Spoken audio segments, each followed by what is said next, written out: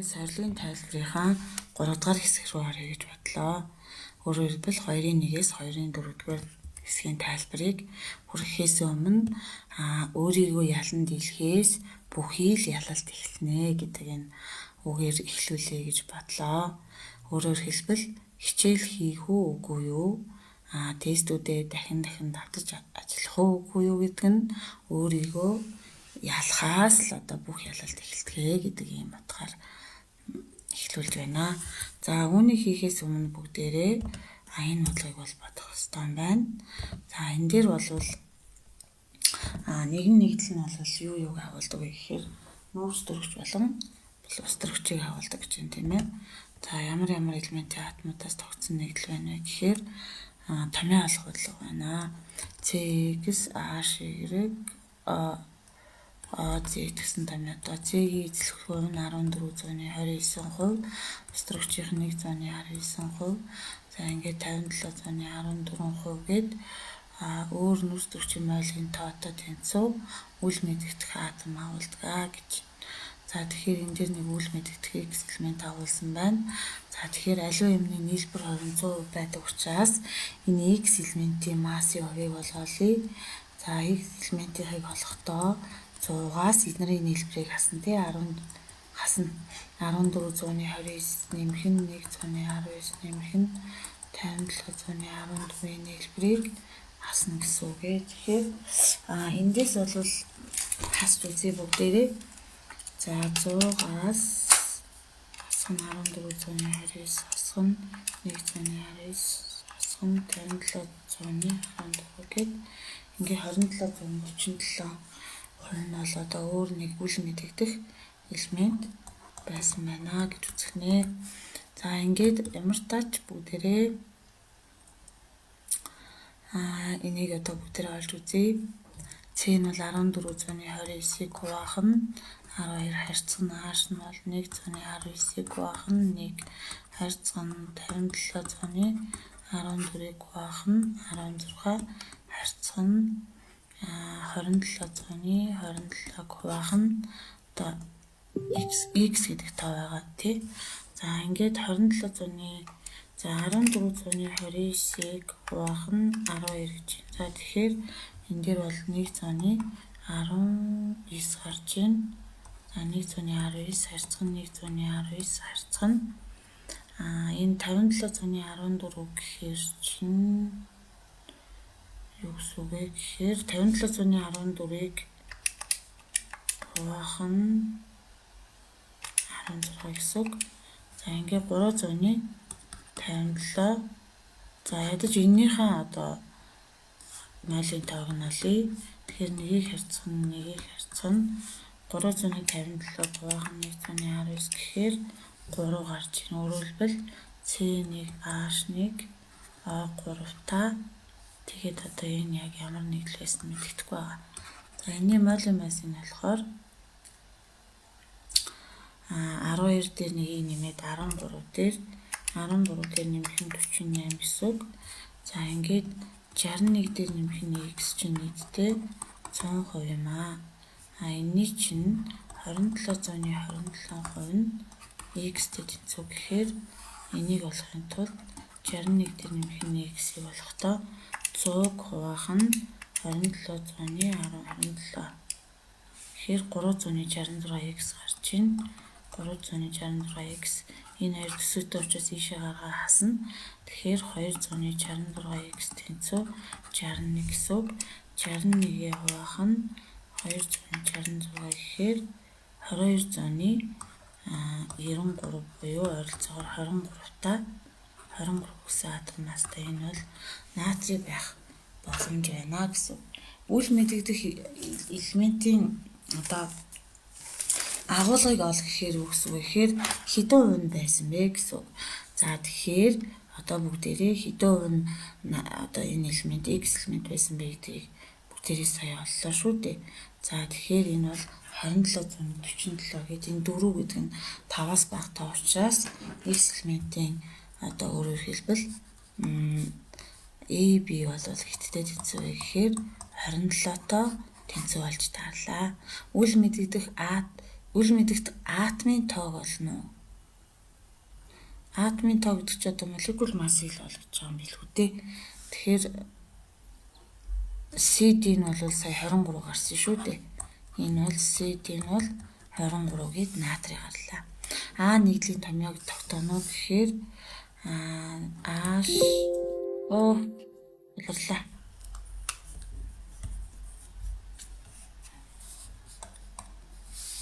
За H хэд байсан бэ гэхээр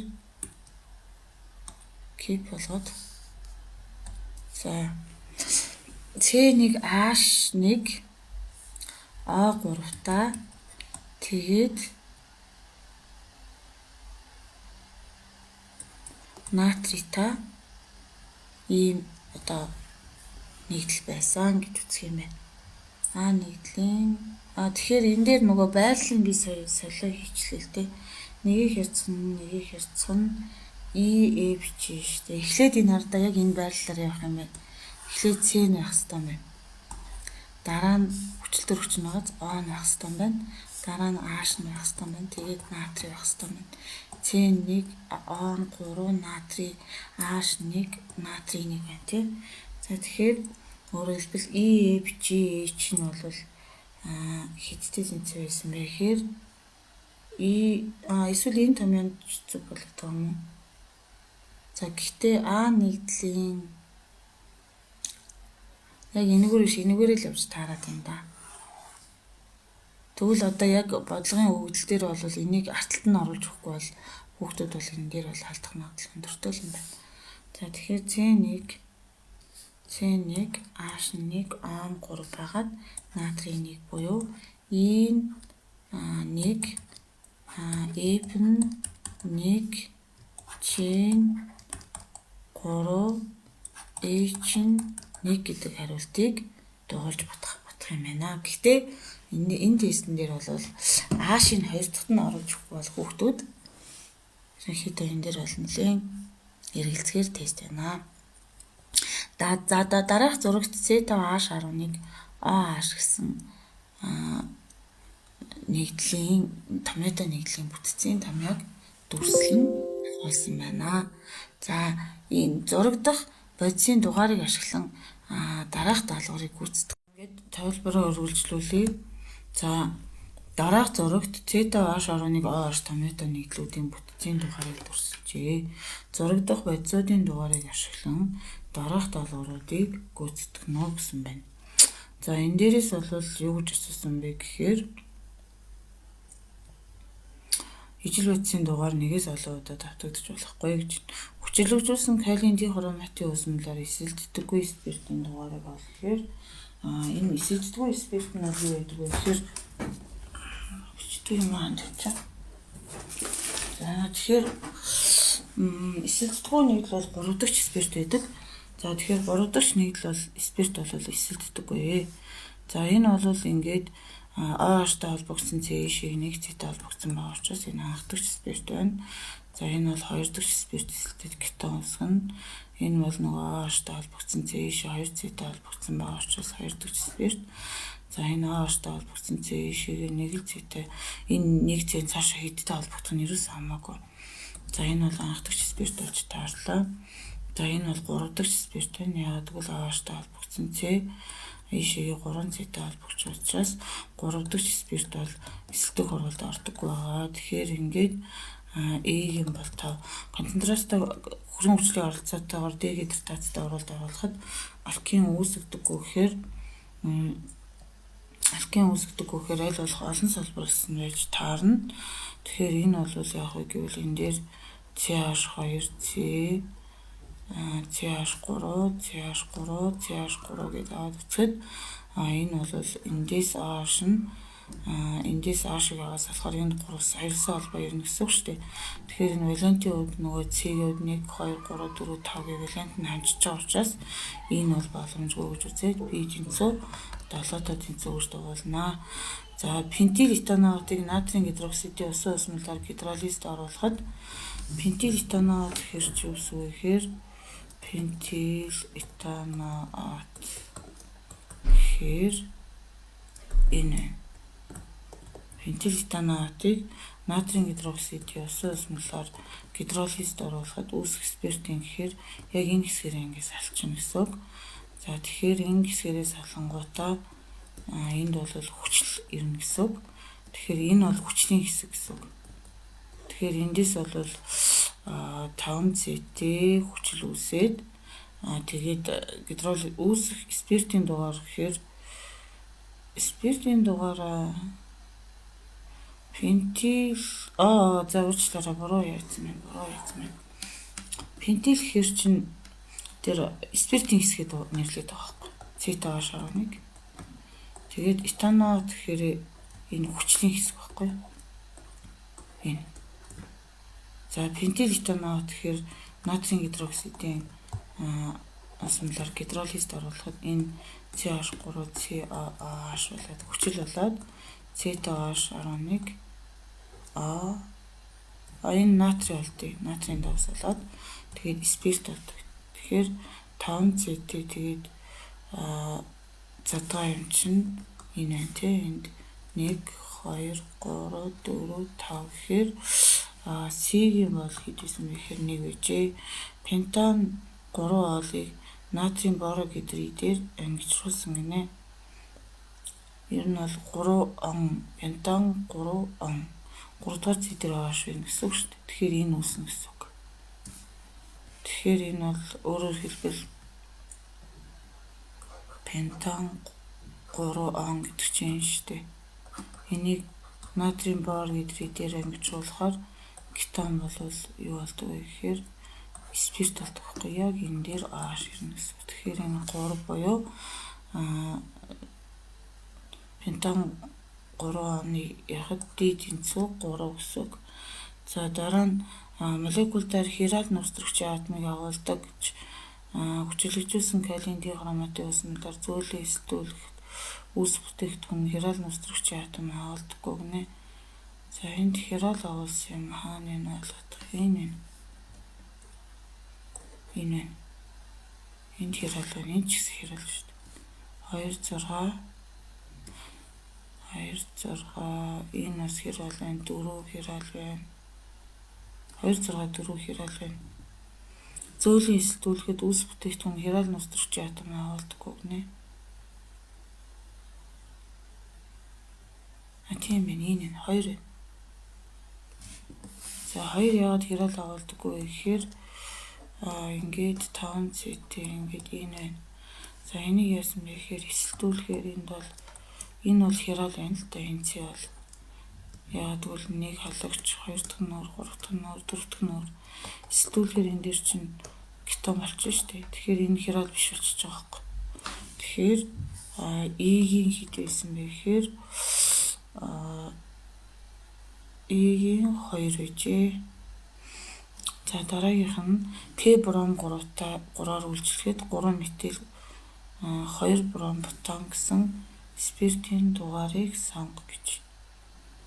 За P бром 3-аар үйлчлэхэд 3 метил энэ угаасаа энэ дээр ингээд дугаарлахаар энэ нөгөө наацна. Энэ 1 2 За P бром 3-аар үйлчлэхэд 3 метил 2 бром бутан 1 бром бутаныг үүсгдэг гинэ. Тэгэхээр энэ дээр P бром 3-аар чинийг ялгаад хэл.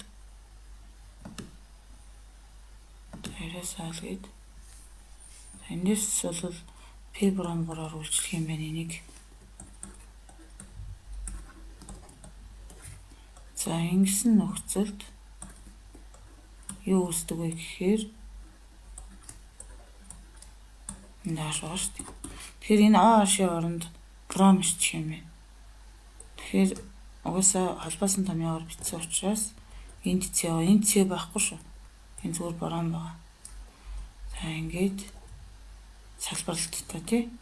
Тэгэхээр 1 2 3 4 гэхээр 3 метил эхлээд бром 1 бромо 3 метил тэгээд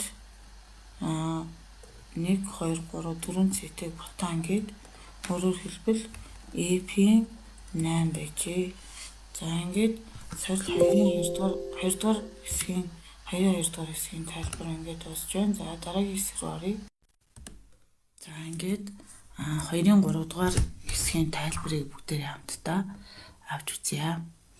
За алкены гидратацийн урвал Маркониковын дүрмээр явагддаг бөгөөд хоёрсын холбооны байршил болон салбаралтаас хамаарч анхдагч, хоёрдогч, гуравдагч спирт үүсгдэг.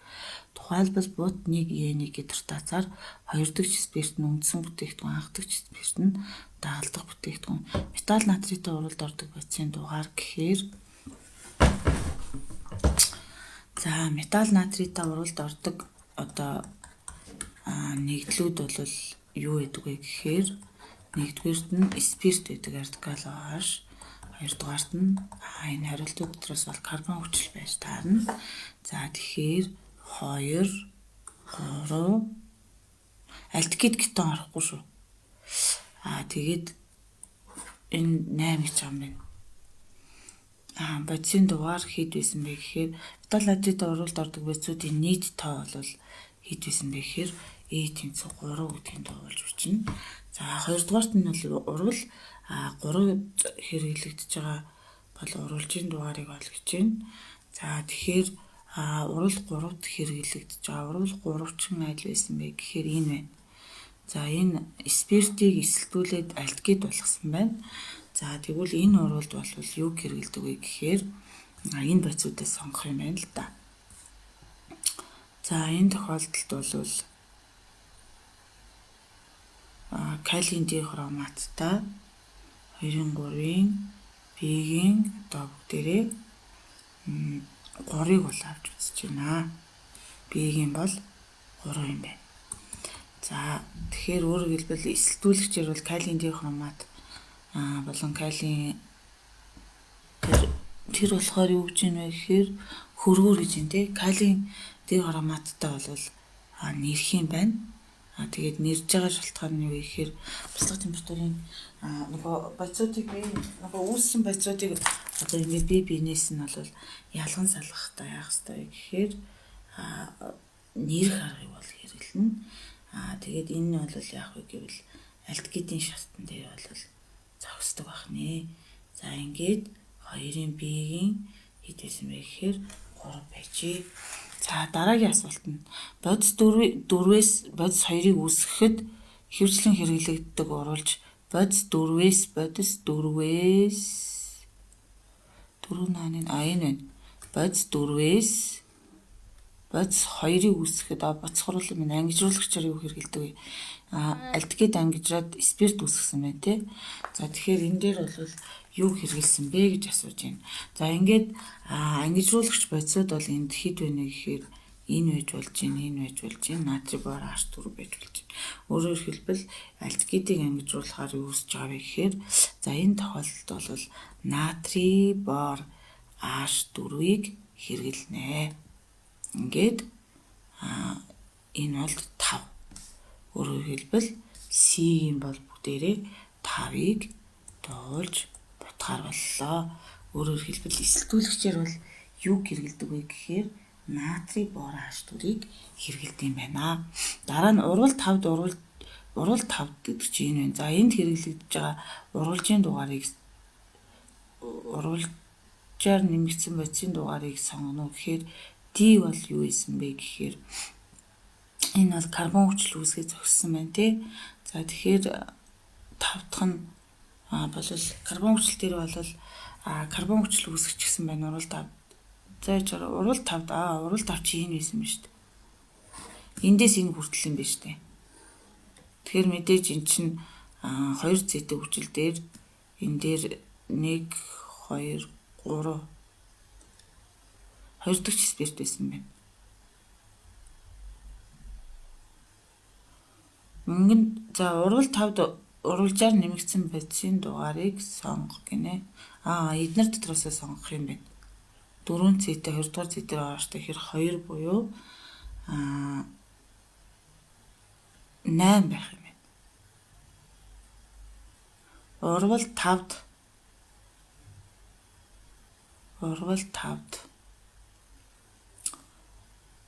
уралжаар нэмэгдсэн бодисын дугаар. За энэ бол 8 байсан байна. Хүчлийн гидролиз. Урал 5-д уралжаар нэмэгдсэн бодисын дугаараа. Урал 5 чинь ямар урал явууч юм бүгдээрээ харъя. За энд хэдэн C байсан бэ гэхээр 1 2 3 4 C-тэй хүчил гэжээ. 1 2 3 4 дэх нь энэ дээр ааштай энэ дээр ийм бүлэгтэй. За тэгээд энийг би яасан бэ гэхээр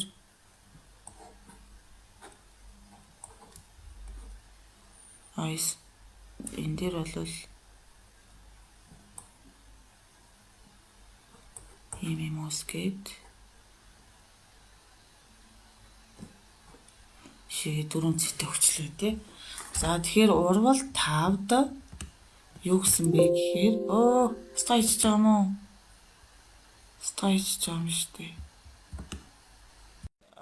Энэ дээр бол урвал 5-д бодис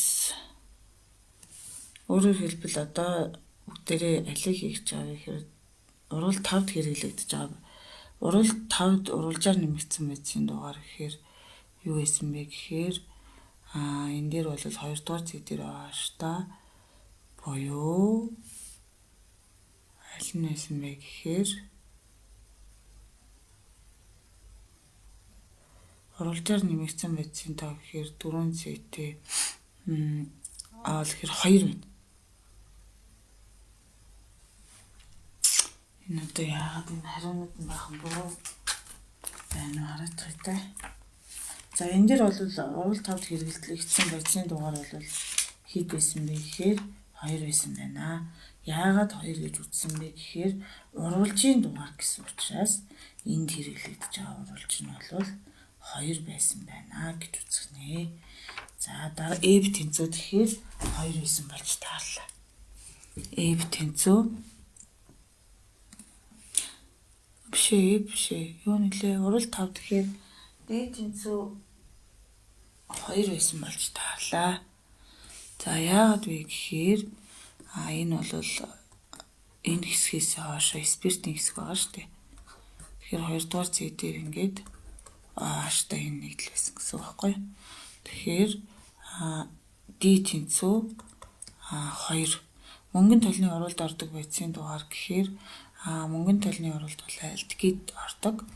За тэгэхээр энэ дээр энэ 5 гэж юм уу 6 гэж юм уу 5 гэж юм тий. За тэгэхээр E тэнцүү 5 болж таарлаа. За дараа нь бүгдээрээ F тэнцүү натрийн гидроксидтэй усмалтай уралд ордог нь юу вэ гэхээр карбон хүчил ордог. За тэгээд нийлмэлбэр ордог. Тэгэхээр энэ дээр 2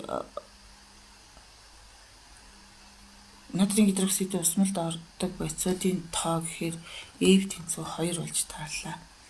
За оптикийн изомер үүсгдэг гэхээр гэрлийн идэвхтэй буюу хирал нүрстрэгч атом. За энэ 2 байна.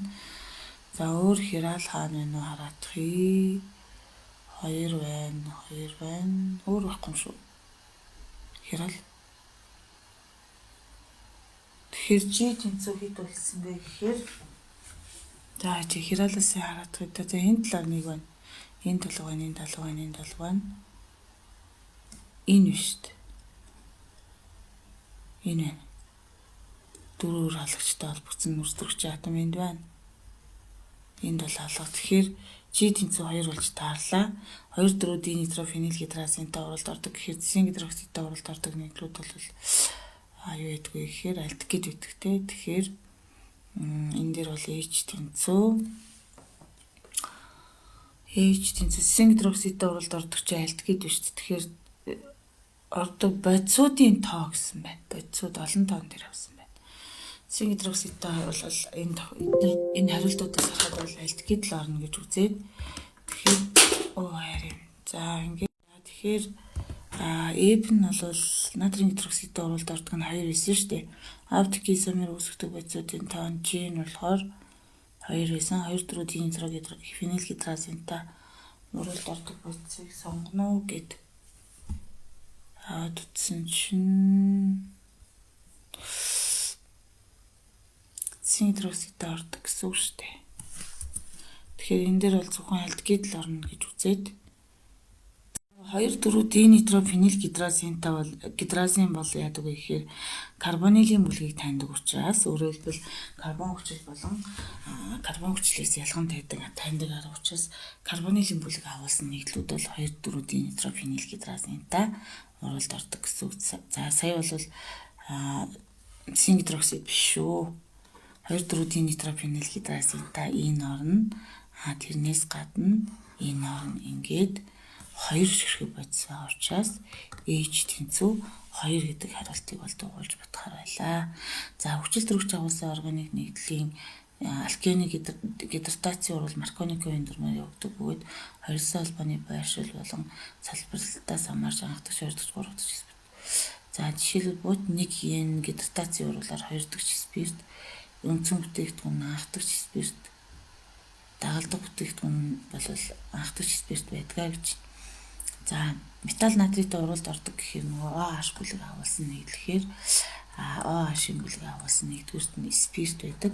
Тэрнээс гадна OH-ийн бүлэг агуулсан юу байдаг вэ гэхээр карбон хүчил бол бас OH-ийн бүлэг агуулсан байдаг учраас энэ металл натриттэй уралд ордог гэхээр металл натриттэй уралд ордог нь энэ тэгээд ингээд тэгэхээр металл натриттэй уралд ордог бичгийн дугаар хэрэг тэнцүү 3 болж таарлаа.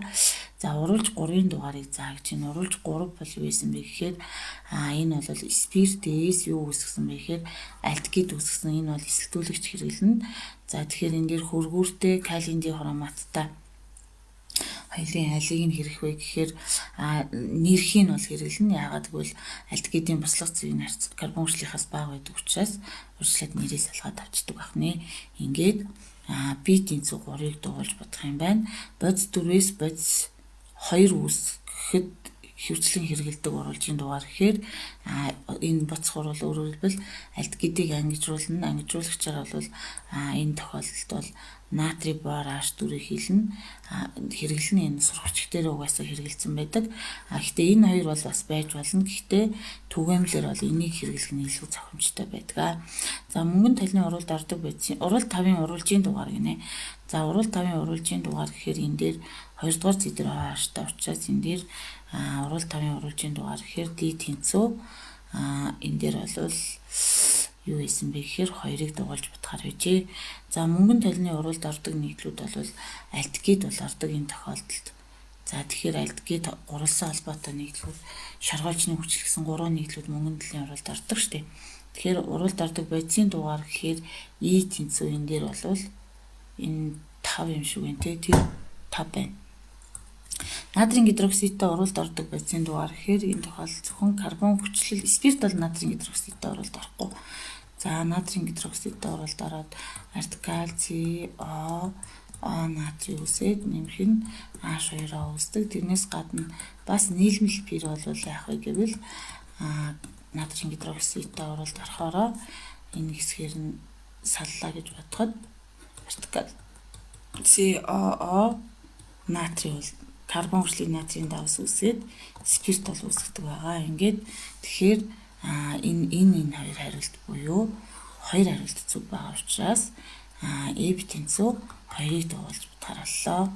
За оптикийн изомер буюу хирал нүрс төрөгчийн атомтай энэ нэгдэх нь энэ байна.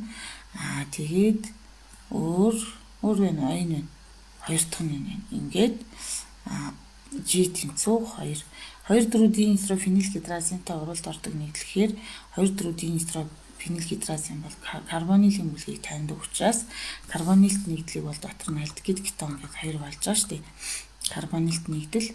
За тэгэхээр нэгдүгээрт нь артикал COH буюу альдгид байна. Эсвэл юу ах вэ гэвэл кетон байна. За тэгэхээр энэ бол аль хариулт байсан бэ гэхээр энэ хоёр хариулт буюу H тэнцүү 2 болно гэсэн үг.